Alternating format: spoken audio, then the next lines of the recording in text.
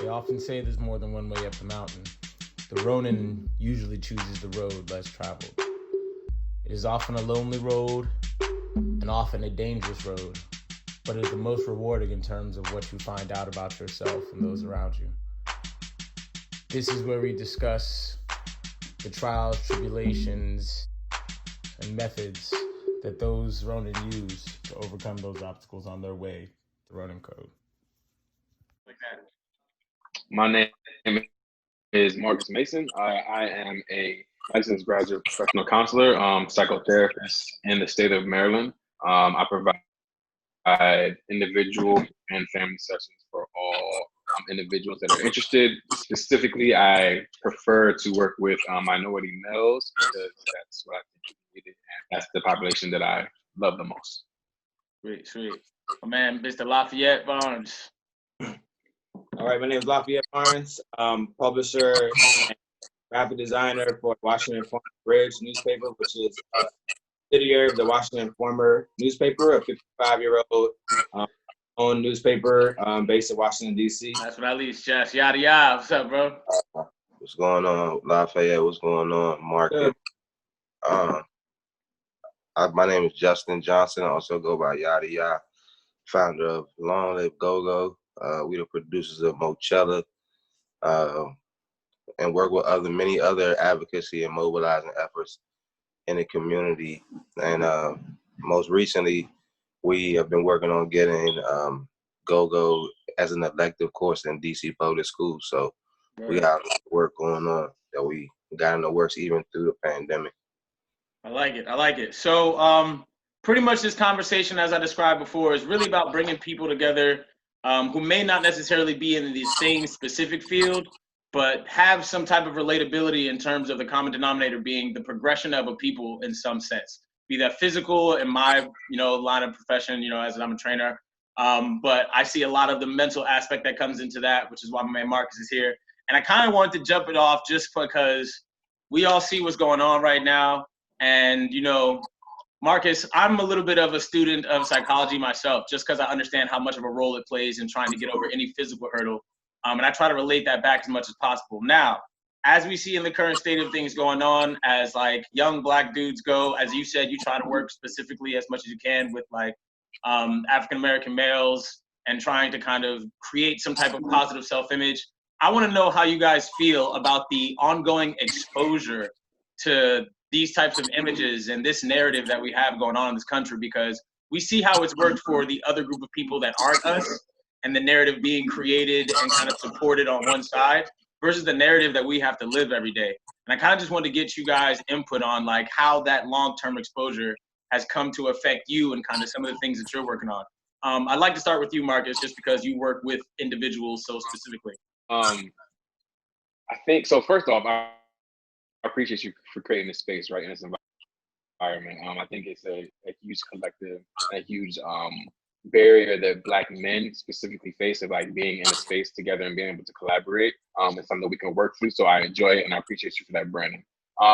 Now, I think the biggest thing I think for me is just understanding, how the mind works, like psychologically, like everything that we see, we internalize. If we may not realize it, like it's very subconscious or conscious, but everything we see, we internalize. And I think that social media has it's like a weapon and a curse at the same time, right? Like, the camera and recording and seeing certain things, it's good to bring light to it, but it's so bad because it can continually re-traumatize somebody.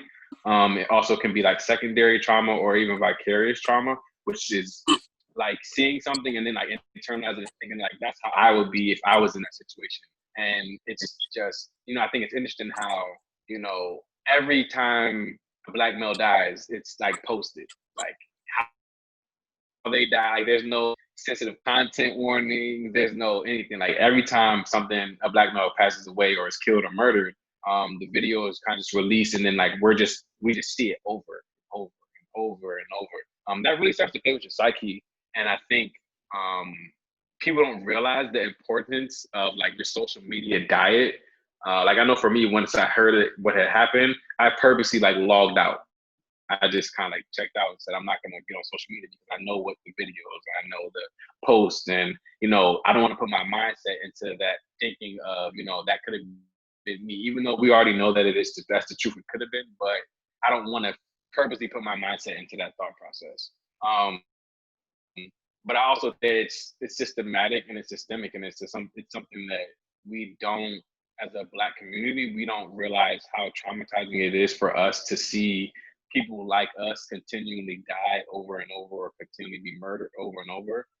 So I did a study in my master's level. I did a study on law enforcement brutality and minority males and Caucasian males. So, and the study actually kind of curtailed and talked about how we, as in Black males, we're always on edge. But we're on edge because we never feel like we can actually take a break, or we can relax, or we can trust our environment or our surroundings. And typically, I think it was about 6 out of 10. Like, everybody's on edge when, you know, the police come, or the police get, or like you get pulled over.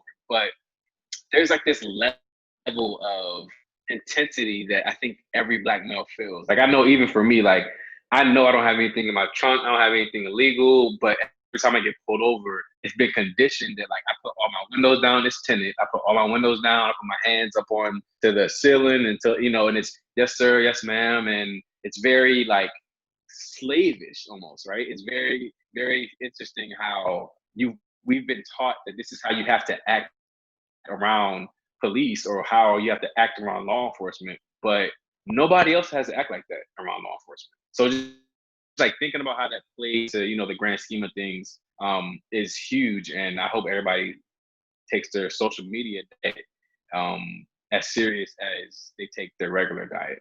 Like, I like that only because it's something that I actually dealt with today for myself, where I had to realize that I just had to put my phone down at some point. I just couldn't be on Twitter just perpetually feeding myself this negative imagery and this negative information. And that works to a day-to-day extent. But like you said, as a Black dude, we all like have that sixth sense for the police, right? Like, you almost know when you're about to get pulled over. One of the things that, you know, has sparked big debate, of course, is the idea of large groups of African Americans gathering anywhere, be it peaceful or not. And like you said, the conditioning that imagery creates some type of threat. What was real sweet is my man Yada Yah here organizing one of the greatest things I've ever seen, as far as being in the age range, being in the proximity to it geographically, seeing what you were able to do with Mochella and how you were able to turn something like that into some real actual wheels turning and some real change being enacted, like you said. Go-go music becoming the music of DC, getting it into school. You see what I'm saying? Starting to tie that culture into some actual action is something that's really key, because that disconnect often happens, right? Like, it's about gathering in large numbers, but it's also about doing it in the most productive way. And as we see, that's not always the easiest thing to balance out. Can you talk to us a little bit about just kind of your ideas behind that organizing and how that came about, and what you really tried to focus on as a result? Well, one thing I definitely had to realize is that there's no point of mobilizing without any type of ask or any type of direction. Nice. In order to really mobilize, you have to get organized and be organized and understand all the components that it really takes to create any type of movement. Once you do so, I think it's very important to translate that mobilization into like legislation, essentially. And we're talking about change within politics, because that's what's governing the people, essentially. You know, and I always would tell people what really compelled me to dive into advocacy is me doing this rally in front of the White House for like 170 some odd nights, and realizing how politically driven the world was and how disenfranchised our community was with politics. So I said I have to be the symbol and a living testament as to why we should get involved, by showing people that I don't traditionally come from a political background. And it's something that I had to learn through experience. So with all that being said, like I said, mobilization is not effective without legislation. So I think that we got to get organized in smaller groups and not always think that it's on us to move the country. We have to start small and just create that spark. And I think like we organize regionally and, you know, amongst our neighborhoods and things like that, will make a big impact. And reverting to the question that you asked, Marcus, in terms of the consistent imagery of what's been going on, personally, you know, I feel two ways about it. And like you said, it's kind of like a double-edged sword. It's a gift and a curse. Because when we continue to see these images, though we know that this is something that's going on in the community, it kind of like desensitizes it for us when we can see like our fellow brother like literally being choked out, you know, and murdered on TV, and how these images are just openly displayed. Like, you know, there's so many other internet scandals that you see where the videos are able to be blocked out and all these things, and it's done so quickly. You know, you almost think to yourself, is this some type of ploy to kind of like make something happen? Right. Yeah, you know what I mean? Right. I get the word I'm looking for. It's not a hard word, but I'm just I know what you mean, man. at the moment. But it's just like, is this what you're trying to do to create this type of controversy? Right. You know, and that's what it kind of has me thinking. So it's like, you know, I always look at the power of social media through the lens of Facebook, because I was living in New York during a time where Egypt was revolting and they had overthrown their president. This was like maybe like 2012 or somewhere around there, 2010 through 2012, and they used Facebook. So you can tell the power of social media is what's helping us connect with everyone. At the same time, we got to find some type of medium, some type of filter, and some type of way to like give our community direction, whether we starting in small numbers or we end up, you know, having a huge following. But we got to work together, I feel like. Yeah, I like that specifically because, like, that's part of the reason why I think your movement worked so well. Like you said, right? You guys had a very direct and clear message getting across before the organization starts to happen. And as you mobilize, you're still mobilizing with a direct goal in sight. I think that's really important because emotion so often takes over, even when the message starts clear. Very quickly, it goes from something where you had a purpose to just anger for the sake of anger, which obviously, as human beings, we understand you can only get pushed to a certain point before that emotion starts to creep out. But I do think that that's a really good point that we tend to lose a lot of times, what the direction of that anger is trying to get done, which is how we do see certain things work out. Lafayette, you have an interesting position since you actually do work producing media and journalism and coverage of said events going on, and you being someone who's from the city and spends a lot of their time working with the city, especially the U Street community, all that.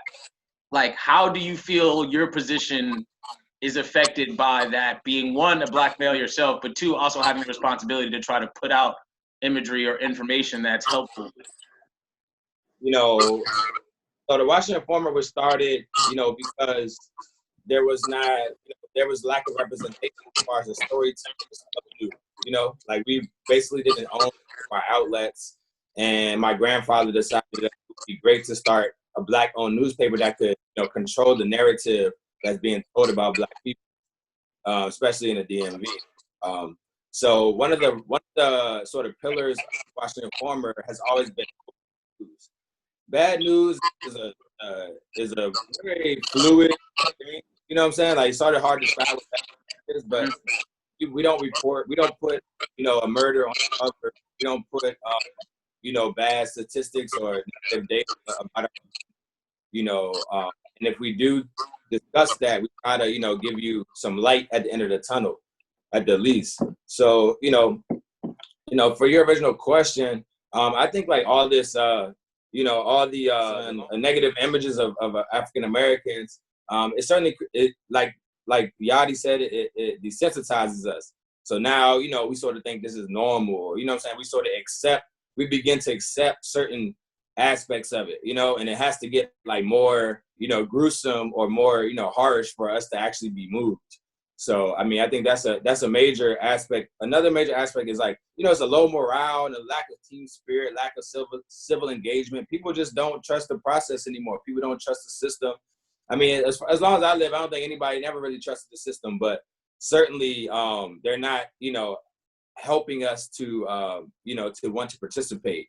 There's a lot of anger and stress in our community, and that puts a burden on relationships with authority, with their family members. You know, you have a lack of trust in leadership in general. So the same way you don't trust the president of the United States, you might not trust the president of your university or of your school or your teacher or, you know, your parents at that. One of the other things that's really important or confusing, I think, for a lot of people is the idea of coping strategies in and of themselves, right? Because there's always judgment on how people react to certain things. But as you know, there's very few groups who can ever identify with exactly the thing that's causing this gaslighting. And a lot of times, as you were saying, as we become more desensitized to these issues, I also see the judgment for the coping with said issues starts to go up as well, right? Because if people are desensitized to the actual imagery of seeing a black dude get murdered on camera on a regular basis, then you start to feel less triggered by the racism and the institution that allows for that to take place. And now we become this, oh, well, we're judging how people react to this injustice. We're judging how people react to being marginalized on a regular basis.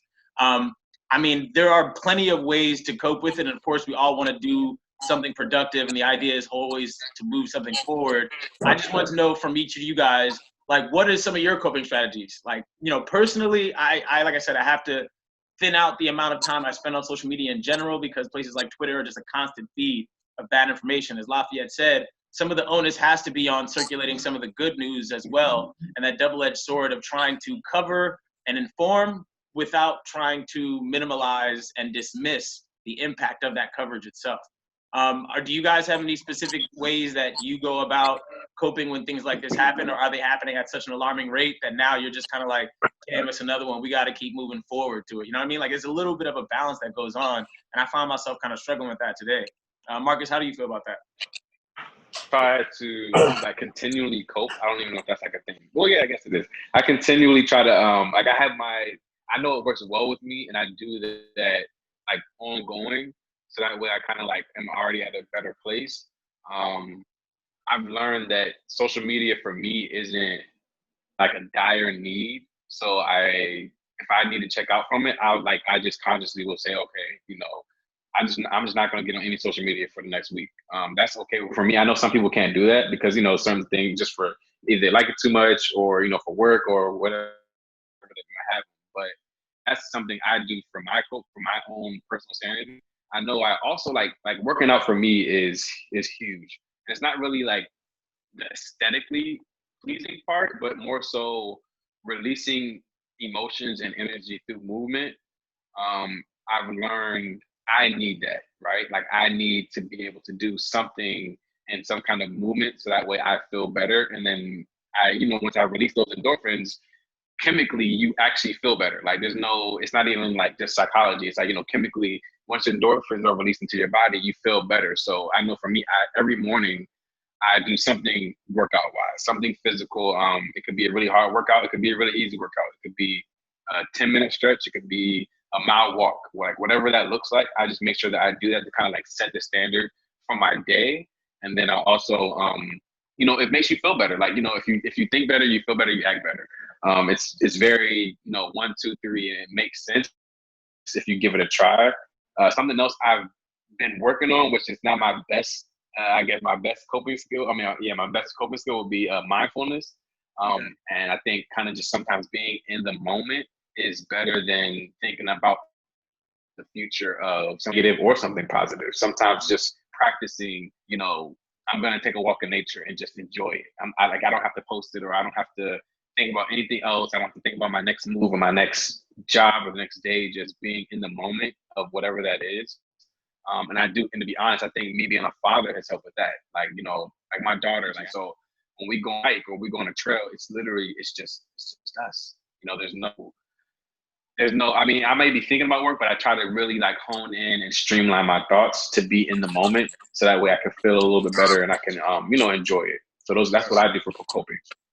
Now, Yadi, like, again, I want to bring it back to you because organizing something centered around, like you said, a goal, right? Where GoGo was the springboard to the more important meaning behind that, as far as a culture not being lost to a city as fast as its people are. And that was huge because, using music and GoGo as the cultural like center point for what the conversation is really about was an interesting way to get it done, because music, like you were saying, is something that releases endorphins, like working out. music is something that people identify with regardless if they're in that community or not. And I think that was part of the effectiveness of what you had going and continue to have building on this thing. What do you point to as some of those original ideas and ideology or talking points that you use to get that going? Because like you said, I do agree that mobilizing on a smaller scale sometimes is better, because then you get your ideas organized, you have a more clear sense of direction for where you want to point that energy. What were some of the things that you kind of used to get that going and build that momentum? Well, one, I think that everything that all the experience I had gained since I left high school prepared me for, that moment. And I was able to use all of the relationships and tools and networks to be able to pull something like that off. So, when I got out of high school, I was heavy into like party promoting and dealing with a lot of go-go bands and a lot of musicians in the community. Went on and started doing my own music, et cetera, et cetera.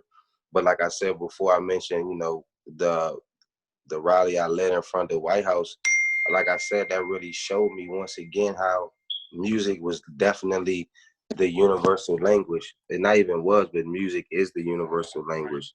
Like you said, you don't even have to like rock music to know what's a good song. You could enjoy a reggae song if you don't even understand a word of what they're talking about. And that's one thing that my mind will always revert to when I thought about like galvanizing people. And I was like, we used to throw all these events and there used to be so many different audiences in there and so many people from different walks of life. It just amazed me. So I'm like, yo, it's crazy that music is the glue. And then I would think like, anytime you see any presidential campaign or anyone in politics looking to win over any audience, who are they going to go touch? The musicians, the artists. You look at some of the most influential people in the history, of culture, any of in the history of our culture, and people that were even targeted, for having big voices, they were all musicians or in the arts and entertainment. So that just shows you how much culture plays a role in really influencing the people. So with that being said, I just knew with my knowledge of DC, I'm like, I know that go-go is a gem for the city. Like it's something that we mostly all enjoy. And something that we kind of lost over the years. We all used to frequent go-go's in high school and, our teenage years. And then as some of us, we get a little older and we might not show as much love to it. So I just felt like that was a good opportunity to show the power of music, but more specifically in DC, go-go music.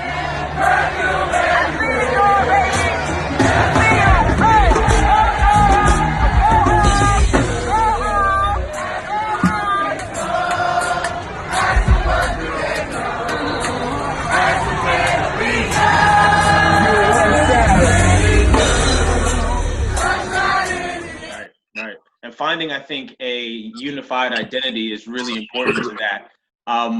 As we are under this current set of tragic events, I think that is part of a little bit of what everybody's talking about. As Marcus says, when you look on social media, there's so many small divides and different things that people want to be fighting about that it's hard to find some unified end that everyone can shoot for.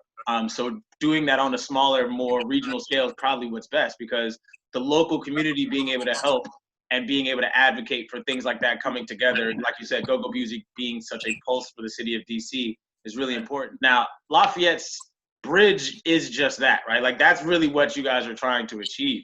And the importance of having genuine contacts, like case in point, these three other people we have together on this call, right?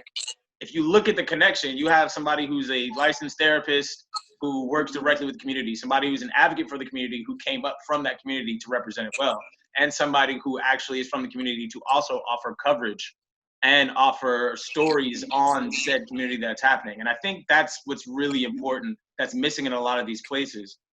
So Lafayette, coming to you, as a person who is involved and has those relationships to be able to work that around, how important it is to you to kind of curate those relationships in the first place, right? Like he was saying, you gotta have those partnerships with some of those real estate folks and people who don't necessarily look like us. Like allies are important in all of these types of things to help something get done.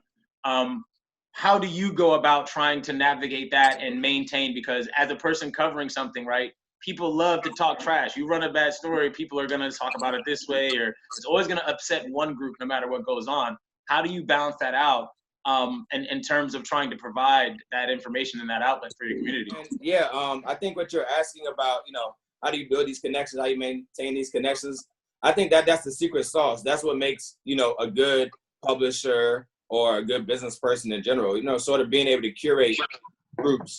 I think that, any industry has to have infrastructure. So if you look at it like, the protests, that has to have infrastructure too. That's somewhat of an industry. There are people who are, who are employed in that industry. You know what I'm saying? They do that 24/7, attack issues. So I think, it's just really understanding, the climate in DC. I understand the terrain and the climate. I know who's who. I've lived here my entire life, over 30 years. So, I have a good idea. And, there's always the 6 degrees of separation from somebody in DC. Anyway, DC is not that large. So, what I do is I just try to, find the stakeholders for that, category or community or whatnot. And then, just try to keep them in the loop about understanding the stakeholders, really understand that community and trying to, create the infrastructure for change. Right. Now, that's actually specifically something I wanted to talk about and how you build that infrastructure for change. You guys offer some really good points to that as far as building relationships, building a movement that even if it's small has some type of real concerted effort to it. I want to ask just your opinions at this point. You guys can kind of fire off however you feel. What really is the ultimate, goal at this point? Like, what is it that you think could really be going on? Because as I tend to talk to people, and Marcus, you can allude to this as well, I deal with people psychologically a lot. And there's a real truth to the fact that if there's a psychological barrier in place, unfortunately, sometimes it takes that person themselves to decide the barrier is real before they can move it, right? And at this point, we've seen enough. Like I told somebody, one of the most frustrating things is when you hear them say, we're going to investigate. I'm like, bro, if those were two private citizens and that same altercation was captured on camera, one of those dudes is going to jail immediately. A la the video that came out, right? Like with the two dudes, those two dudes, if they're private citizens, one of them is going to jail immediately if the other one ends up dead and it's on video. So at this point, because, the conversation about we need more Black people in politics or in law or in this, do you think in reality this is something that includes other people of color, other minorities, other allies at this point? Because the division in this country is so well calculated and directed when these types of issues come up that it's sometimes hard to bring those things in. Like as a person like me, a lot of my clients are well-off, white people or Asian or other cultures that don't necessarily get it. But I appreciate a lot of times they'll be able to acknowledge that they just don't understand. And I often think that that's one of the better approaches, right? Like if you could just acknowledge that you just don't get it and therefore receive the information openly, I think that's much more productive. How do you go about your interactions with other groups and other cultures when things like this go on? Because everybody knows if you're in an office, which I luckily don't work in now, and you're that one Black dude in the office and the one Black dude in the room and something like this happens, everyone's kind of waiting to see how the Black guy in the room feels. How do you go about navigating that? Because I think one of the issues in our community is the idea of being able to function well with everyone else and also the quote unquote staying real and true to yourself. And what do you guys feel is really at the root of trying to get those two things integrated to something that this becomes an open discussion where people don't have to avoid it until they don't have to deal with it? Lafayette, how do you do that, especially working with like the U Street community groups and things like that? Like you're often that person. Yeah, I would say that first and foremost, you have to go into the situation with tolerance. You know what I'm saying? Like you're not gonna have you can't have every discussion with everybody, put it like that. You know what I'm saying? So and when you have discussion, you sort of have to identify the knowledge level of the conversation before you dig too deep. That's a good point. So I think that that's something you have to consider first. I've worked with community organizations, or outside of the community organizations that want to work in the community. that don't really have that natural connection. And they're like, they always ask, like, how do we build a connection? And I tell them, like, the first thing is trust. Like, it's nothing, you can't throw no money at it or nothing like that. You got to build trust. You have to really understand your audience. So if when I deal with audience, I don't understand what I'm dealing with, or maybe I don't understand what they're dealing with, the first thing is to create this connection of like, okay, let's make sure we're on the same page first. Sometimes you don't have that type of time, but I feel like, that's very important to understand, where each other is at in the conversation before the conversation starts. And then also, like, to be honest with you, unfortunately, I mean, this might sound bad, but my expectations aren't that high. When I talk to other groups of people, I pretty much sort of, give them the benefit of the doubt. I try to, give them some information or some resources that are, not my personal opinion, something that maybe they can read and explore for themselves. I think that if someone's not truly interested or they don't want to learn, I mean, you're in a tough position as a teacher, or as an instructor. So, it's just really identifying, where their knowledge level is, and, and sort of like separating the personal aspects and sort of trying to make it more worldly or, factual, these type of things. Right. But it's truly a challenge, I would say. Now, Yada, you gotta, I have an interesting question for you, because you deal so specifically with the people that you grew up around, the people that you spend the most time around, and trying to organize folks into something productive is really difficult at the person-to-person level. Marcus, I'm going to come to you on that in a second, because you're dealing directly with individuals and trying to kind of help them cope and build their own image as far as of themselves and that mindset, aside from what society's trying to place on them. I ask you something, Yada, only because the bigger you grow, obviously there are groups who are going to see you as a threat. There are groups who are going to see what you're doing as something detrimental. How important is it to you to consistently remind the base of people supporting you that there is a bigger goal in mind? Because often once you get to the point where you're at the head of some type of advocacy movement, people are going to give you the fair judgment and the unfair judgment, right? Like, I'm sure there's people who talk about, like, bro, you should be saying this, you should be doing this, like, why ain't you come out and do this? Like, how do you balance trying to keep that agenda on track and trying to make sure that your base and the group supporting you understands that that's a process in itself? That's definitely something I experienced being, in certain positions, and it kind of evoking a lot of emotions from a lot of different people, whether it be positive or negative. But throughout that, I had to realize that all I can really do is stay focused and understand that I'm moving with intent, and understand where that's coming from. I mean, even through daily life, good intentions can be mistaken or judged as being malicious. At the same time, you're always going to have good and bad. It's just the balance of life. And I think a lot of things start with the mindset. So me personally, I just learned how to stay focused on the goal and what I am doing, and pushing a consistent message and the message of progression.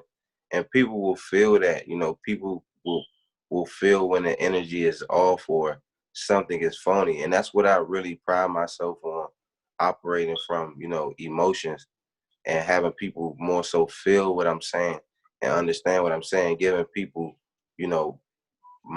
my sincere acknowledgement and my sincere opinion, and just being as genuine as possible. Those are the emotions I look to operate from on a daily basis. So, you can't really let any type of ridicule or adversity affect you. All you can do is keep elevating.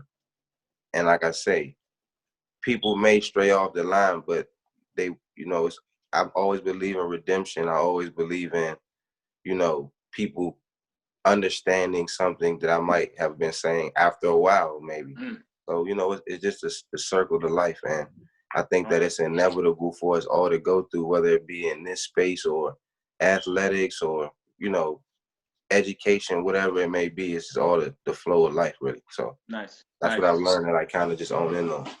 Marcus, I definitely love your input on that. Like, as far as your ability to deal with people on a one-on-one position, like I often say, because I have a younger brother, and a younger sister, and I have a daughter who's 5. You know what I mean? She's gonna be growing up with the whole she's black, she's half this, and people are gonna. I often am really interested as soon as I saw you kind of start pushing your own company and the work you do. How do you tackle that? Because there is so much trauma growing up as a young black dude. I described to somebody today my first experience with the police when I moved to Maryland. I was like 12, and I'll never forget this. Montgomery County officer rolls up on me like, "Hey, we got reports of people fighting in the mall." And in my head, I'm like, I'm 12 years old, bro. Like, what do you think I possibly could have done? Like, I've never even seen this before. And you dealing with that population, especially with social media being able to inundate them with so much imagery and negative reinforcement beyond what their parents sometimes are able to reach them at. How do you really try to make that connection? Like, how do you get that across to that younger generation or the older gentleman as well, whoever you're working with? How do you really work to get through those barriers that basically they've set up to protect themselves at this point? So I think so for me, like more educating. So usually so let me start from the beginning. So I've worked before that. I grew up in Montgomery County. Yeah. I also grew up in Prince George's County. So like, completely different, fields, and that's okay. I worked in Northeast and in Southeast DC.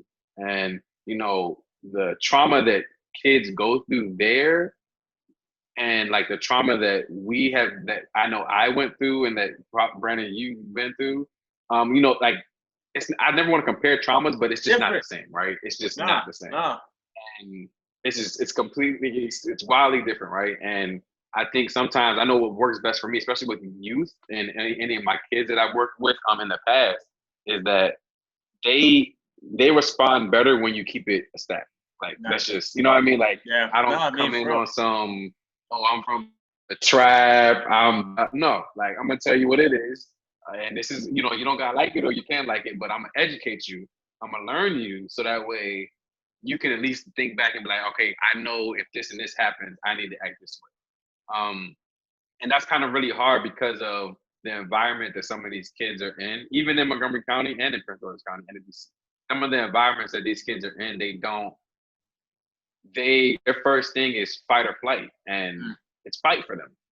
Because if they fly, then they look like punk, or they look like this, or they look like that. So educating them on understanding, feeling like you have to fight at that point in time. And to be fair, no, we're all looked at. Like Brandy, like you just said, you were 12 when this cop approached you. Like I think I was probably about actually 12 or 13 when I was first approached. But they look at us like we're grown men. Right. Right? Like they look like they're a 9-year-old big, but at the end of the day, they're still children. They're still youth. Their mindset is not an adult's mindset, right? But it's been captured and it's been like processed and put out that a black male is a black man. Yeah. No matter their age, no matter their mindset, if they're black, then that they consider that a man, and they have to do things, or they have to approach it like it's a man. And I think that's where the big issues come from. So I think education is the biggest thing. And I know I've worked with very intensely with a lot of our youth about educating them on, proper etiquette, just, being respectful, or being open to understand that your perspective isn't the only perspective. And understanding that, it's okay to disagree, but you don't have to fight about it, or it's okay to disagree and still be cool. I think sometimes a lot of our issues in-house come from us not being able to process our emotions. And that is because we were taught and our emotions were to be pushed away. As males in society, we're not supposed to have emotions. We're not supposed to have feelings. We're not supposed to be upset or cry or be sad, because that looks unmanly. It looks soft. It looks like you're weak.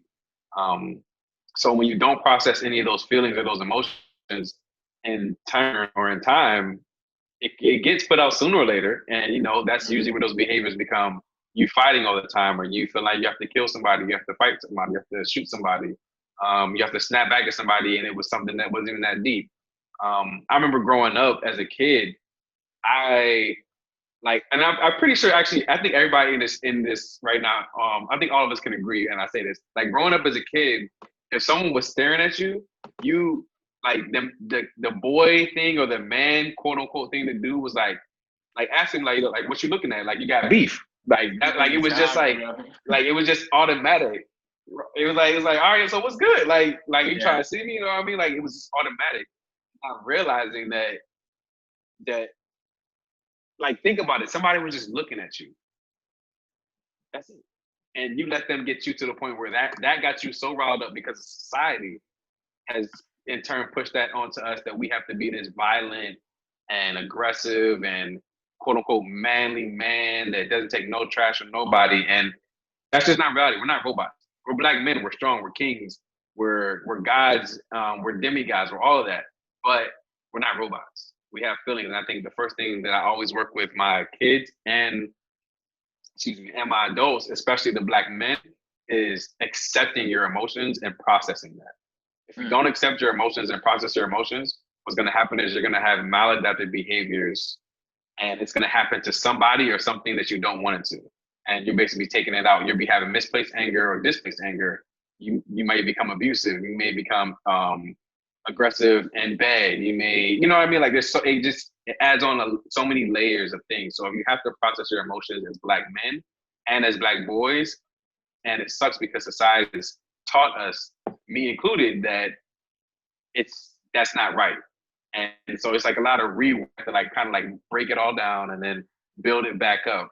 And you know, some people don't want to hear that, and it's tough, but you know, it's the way we are as humans. And I think the quicker that we accept that as black men is going to be the quicker we'll get to where we need to go. Nice. It's really hard to find a space where men can talk freely, black men specifically can talk freely to each other and not feel judged and not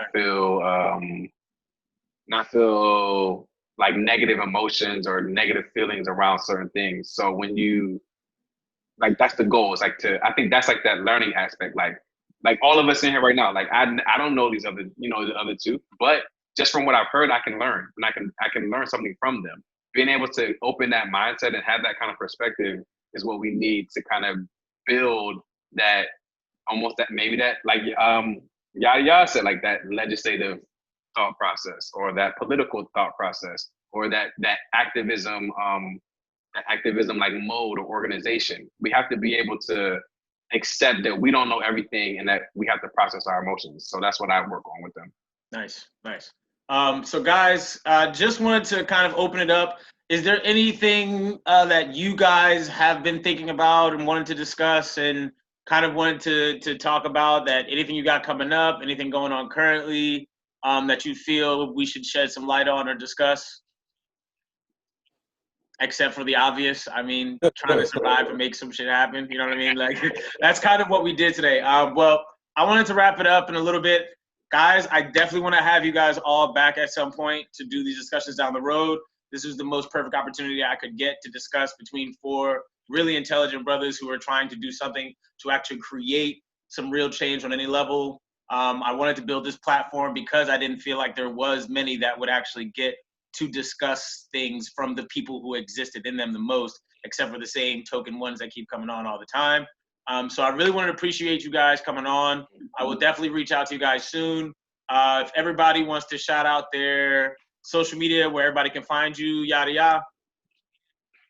Yeah, thanks for having me. You can find me at yada yada YADDIYA or at Long Live Gogo DC LONGLIVEGOGODC. My man, Marcus. So I appreciate the invite. I hope to come back soon. You all can follow me at Minds in Motion Therapy. On Instagram, you also can follow my website at www.mindsinmotiontherapy.org. Quick little blurb, I am offering a discounted social emotional wellness sessions. Nice. It's not therapy. It is just working through anxiety, stress, and a time during COVID. So if you have any questions or if you're curious about it, reach out to me and we can talk about pricing and we can go from there. I appreciate it. Nah, of course. My man Lafayette. All right, yeah. Yep, you can So I'm Lafayette. You can check me on Instagram at Lafayette for LAFAYETTE number 4 and then E. And then but you don't want to follow me. What you really want to do, you want to follow the bridge. Yeah. So yeah, check out the bridge, WI Bridge DC. That's on Instagram, and that's also our website, wibridgedc.com. All right. Let's collaborate. You got anything you want? Any stories? Anything you think that's big?